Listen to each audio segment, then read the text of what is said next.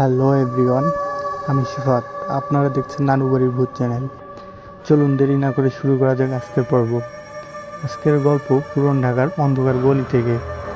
গ্রাম থেকে আসা এক যুবকের এক রাতের ভয়াবহ হৃদয় কাঁপানো কাহিনী। 2003 সালে সে এক রাতে গ্রাম থেকে এসে পৌঁছায় পুরন ঢাকায়। রাত তখন প্রায় 1টা। পুরন ঢাকার সরু রাস্তা, কোথাও কোনো দোকান খোলা নেই, বাড়িগুলোতে কোনো কোলাহল নেই। রাস্তায় কোথাও যেন কোনো কুকুর শুয়ে নেই, কোনো কুকুরের চিৎকার নেই। যেন মনে হচ্ছে পুরো পুরন ঢাকা শ্মশানে পরিণত হয়ে গেছে।